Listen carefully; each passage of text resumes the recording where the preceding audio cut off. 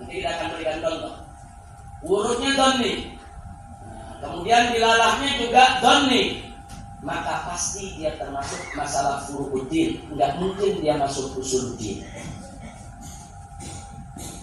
Kemudian yang berikutnya masih furu'. Kalau hurufnya qat'i, dilalahnya dhanni.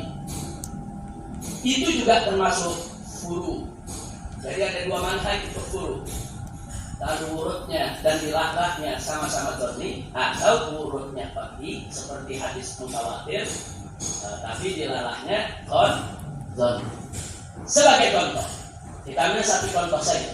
Kalau dalam kitab kita, risalah kita, usul ada di akidah, syariat, akhlak. Usul akidah kita berikan 10 contoh. Usul syariat kita berikan 10 contoh. Usul akhlak kita berikan 10 contoh. Jadi satu usul kita berikan 30 contoh. Begitu juga furu'. Furu' akidah kita berikan 10 contoh. Furu' syariat kita berikan 10 contoh. Furu' akhlak kita berikan 10 contoh. Berarti juga dalam furu' ada 30 contoh. Terus dalam usulul madhab juga dalam akidah kita berikan 10 contoh. Dalam syariat kita berikan 10 contoh. Dalam akhlak kita berikan 10 contoh. Lagi-lagi 30 contoh. Total semua ada 90 contoh. Dan ditambah dengan contoh-contoh lainnya lebih dari 100 contoh. Kenapa contoh ini perlu diperbanyak dan perlu dibahas untuk membuktikan kalau metodologi itu mundorik. Sebab kalau contohnya cuma satu, bisa jadi kebenaran. Ada kaidah, contohnya satu, bisa jadi kebetulan. Tapi kalau kaidah, contohnya 10, apalagi 20, apalagi 30, apalagi 100, berarti bukan kebetulan itu. Berarti bisa dipertanggungjawabkan metodologi tersebut. Itu nanti akan kita bahas. Di sini cukup satu contohnya. Mari kita lihat usul contohnya. Allah berfirman dalam Al-Qur'an Al-Karim, "Qul huwallahu ahad." Ini ayat Quran. Karena ini ayat Quran, berarti hurufnya apa? Qat'i. Nah sekarang apa tafsirnya? Tafsirnya nggak ada perbedaan di antara ulama. Ahad di sini ya Allah Maha Esa, Allah tidak berbilang. Nggak ada ahad diartikan 2 atau diartikan 3 atau diartikan berbilang, nggak ada. Semua ulama, semua mazhab sepakat. Berarti kalau tafsirnya sepakat, dilalahnya qat'i. Berarti kalau qat'i ketemu qat'i, usuluddin. Jadi kalau ada yang coba-coba mengatakan Allah itu berbilang, dia bukan Islam. Kalau ada orang Islam yang meyakini Allah lebih dari satu, berarti dia keluar dari Islam. Karena ini usuluddin. Usuluddin nggak boleh berbeda pendapat ya, Pak. Dan nggak ada ulama yang berbeda dalam usuluddin. Jadi kita tahu kenapa persoalan ini masuk usuluddin. Kita lihat aja dia punya dalil.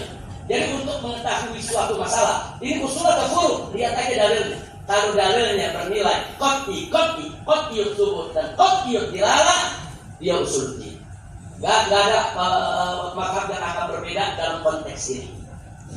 Baik, sekarang furu'. Mari kita berikan contoh. Yang hurufnya dhanni. Kalau huruf dhanni berarti dia nggak mutawatir. Hadis ahad banyak tuh yang nggak mutawatir. Nah dilalahnya juga mesti dhanni. Artinya dilalahnya ulama berbeda dalam memahaminya.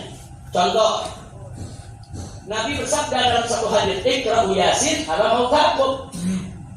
Ini hadis, tapi tidak mutawatir. Kalau tidak mutawatir, apa nilai hurufnya? Dhanni. Dan dalam maknanya ulama berbeda. Ada yang mengartikan mautakum, orang yang sudah meninggal dunia. Ada juga yang mengatakan muhtalab, orang yang sedang sekarang. Ada ulama yang mengatakan dia artinya orang yang lagi sekarang, baca Yasin. Yang satu lagi mengatakan enggak, dia orang yang sudah mati, bukan hanya sekarang. Yang sudah meninggal dunia boleh dibaca Yasin. Nah ini menarik. Artinya hurufnya dhanni, dilalahnya juga dhanni. Saya di sini nggak membahas mana pendapat yang benar, bukan itu bahasan kita. Kita nggak bahas di mana pendapat yang kuat, bukan itu. Kita hanya ingin membuktikan karena di sini ada perbedaan pendapat di antara ulama dalam menafsirkannya, maka dilalahnya nilainya dhanni. Suatu masalah kalau dalilnya hurufnya dhanni dan dilalahnya dhanni, maka dia adalah masalah usul. Bukan masalah usul. Nah, jadi jangan yasinan buat orang mati dimasukin ke usul. Wah, kalau dimasukin ke usul yang baca yasin bisa dikafirin semua ya, Pak. Ini penting yang kita tahu. Kalau kita tahu, oh ini masalah usul, jangan kafir-kafir. tidak? Jangan. Terlepas pendapat mana yang kuat, mana yang benar, itu persoalan lain. Ada pembahasannya. Tapi kita mengenali nilai dalilnya. Ini doni ketemu doni. Baik, sekarang yang berikutnya juga dalam huruf. Hurufnya qat'i seperti ayat Al-Quran. Ayat Al-Quran kan qat'i hurufnya. Tapi tafsirnya bisa berbeda. Contoh dalam masalah syariat tinggi. Aulamas kumun nisa tentang hal yang membatalkan wudu. Aulamas kumun nisa hurufnya qat'i. Kenapa qat'i? Ayat Quran. Tawatir. Tapi tafsirnya ada perbedaan. Mazhab Imam Syafi'i mengartikan lamas di sini adalah alam sur'ati. Hanya persentuhan biasa. Sementara mazhab Abu Hanifah mengartikannya al-jima'. Jadi ada perbedaan. Dan perbedaan ini masyhur dalam kitab fikih ya, Pak. Nah, kita di sini bukan mau bicara mana pendapat yang kuat. Ya kalau kita mazhab Syafi'i udah jelas lah. Kita ikut yang Syafi'i punya ya, Pak. Cuman bukan itu yang kita lagi bahas. Yang kita lagi bahas di sini bahwa telah terjadi perbedaan penafsiran dalam lafaz tadi ya, Pak. Ayat Qur'annya qat'i tapi dilalahnya doni. Qat'i ketemu doni pasti furu, nggak mungkin usul ya, Pak. Kira-kira jelas ya. Ini rumus. Jadi kalau kita mau tahu ini usul berfuru, ya periksa aja dalil. Gampang, periksa aja dalilnya. Pokoknya kalau dalilnya qat'i usul. Kalau dalilnya doni furu. Kalau dalilnya qat'i furu. Nah sekarang yang belum dibahas yang mana? Bagaimana kalau dalilnya doni ketemu qat'i? Doni ketemu qat'i. Ini saya kasih warna kuning. Ini daerah hati-hati nih. Nah, di sini nih tempat mengkafir-kafiran. Nah ini dia.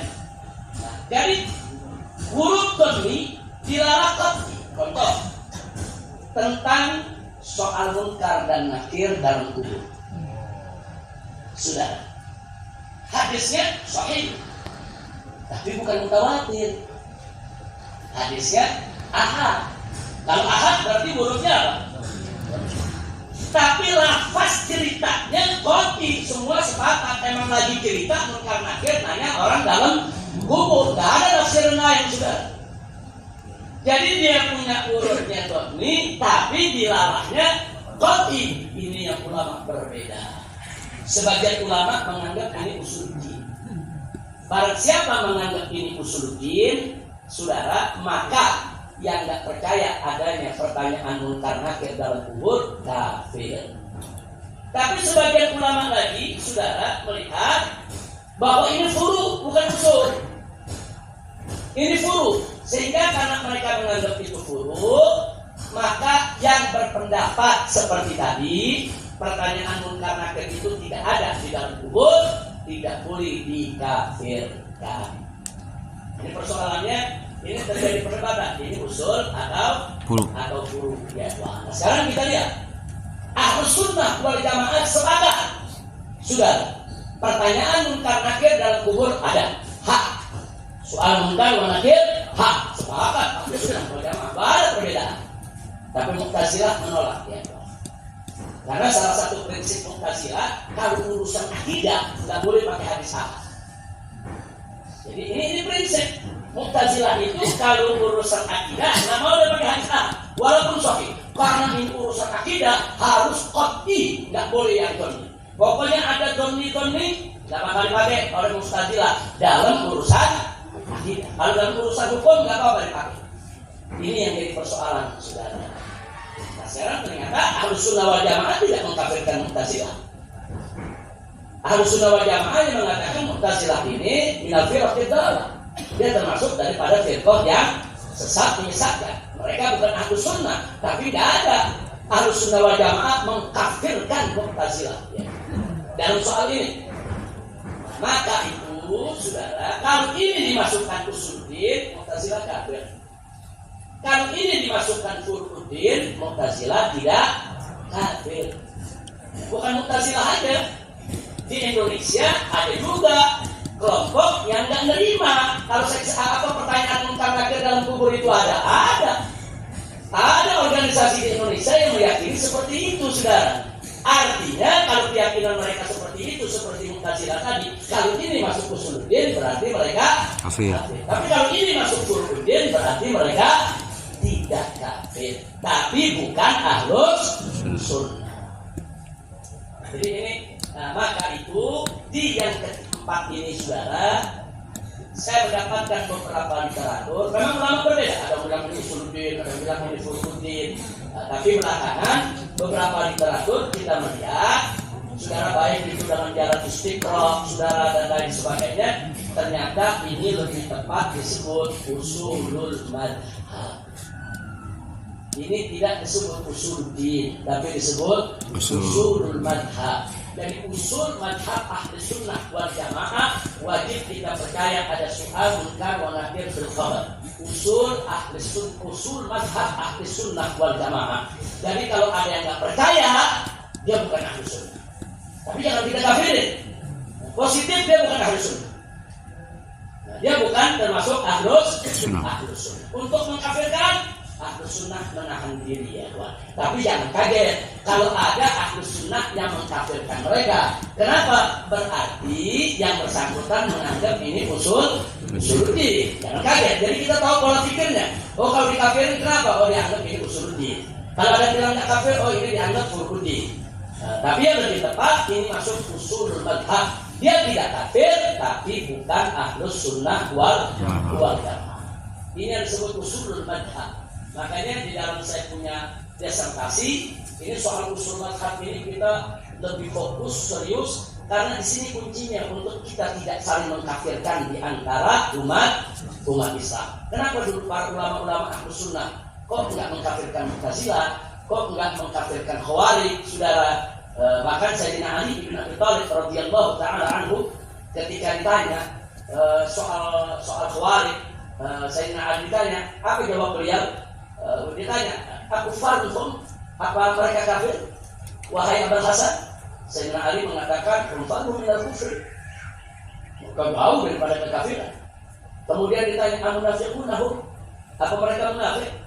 Sayyidina Ali menjawab diplomatis. Beliau mengatakan, innal munafiqina la yadhkuruna Allah illa qalila, amma haula yadhkuruna Allah katsiran.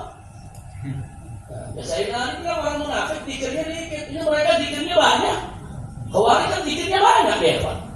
Nah, sampai Nabi yang menyampaikan bahwa ibadahnya mereka ente orangnya para sahabat kalah ibadah sama orang-orang Khawarij. Jadi Sayyidina Ali tanya apa mereka kafir? Apa mereka munafik? Bukan. Terus ditanya, ayul hum. Jadi kalau mereka bukan kafir bukan munafik, siapa? Apa jawab Sayyidina Ali? Hum. Kata Sayyidina Ali, hum ikhwanuna baghaw alaina.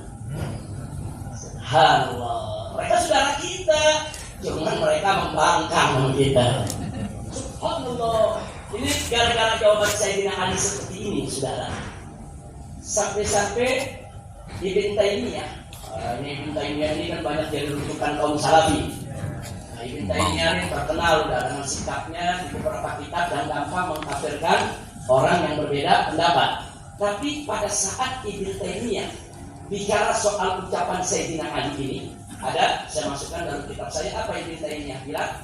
Ibn Taimiyah mengatakan, kalau Khawarij saja yang mansus dari Nabi akan kesesatan, mansus dari Nabi akan kesesatan, tidak dikafirkan oleh para sahabat. Maksudnya tidak dikafirkan oleh Sayyidina Ali dan juga para sahabat. Lalu bagaimana firqah yang lain yang mansus? Khawarij kan mansus dari Nabi, kan Nabi yang cerita bahwa nanti ada kelompok datang, mereka lebih suka untuk membunuh umat Islam, rangkaman umat Islam, sedangkan orang-orang kafir mereka nggak lawan, mereka ibadah lain sebagainya. Tapi saudara, sungguh pun mansus tentang kesesatan mereka dan Nabi, Sayyidina Ali dan para sahabatnya radhiyallahu anhum tidak ada yang mengkafirkan mereka. Maka itu lainnya mengatakan kalau begitu kita mesti hati-hati untuk mengkafirkan orang yang berbeda dengan kita. Ya dalam kitabnya sudah. Cuma Salafi nggak pakai yang begini saya. Kalau dipakai ada yang begini nih, wah enak udah, indah itu. Kita tidak mengkafir-kafiran. Insya Allah. Nanti akan kita bahas itu ya Pak. Nanti ada babnya yang kita bahas.